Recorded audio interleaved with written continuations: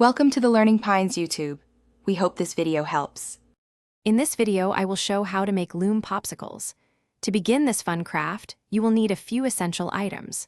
First, gather your colorful loom bands, a loom board, and a trusty hook tool. Don't forget to have some standard popsicle sticks ready, along with a small pair of scissors. Selecting a wide array of bright colors will make your finished popsicles truly pop and look delicious, even though they are not edible. Now, let's start crafting the main body of your popsicle. Begin by carefully placing 2 loom bands on the top 2 pegs of your loom board, forming the initial rounded shape. Then, extend your design downwards, adding more bands in a straight line to build the main body of the popsicle. Make sure each band is securely connected to the previous one to ensure a sturdy and well-formed structure. You can even add a contrasting color for a fun drip effect near the top.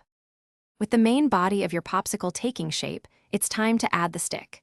Gently insert 1 popsicle stick into the bottom center of your loom design, ensuring it's well aligned.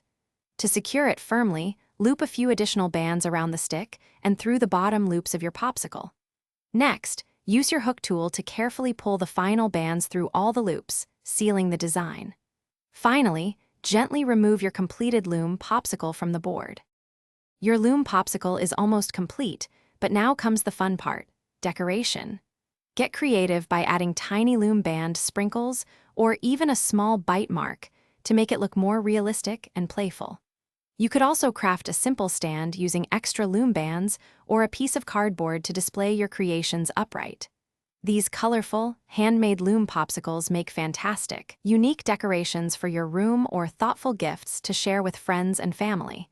Enjoy your sweet, non-edible treats. Thanks for watching. Consider subscribing if we helped you.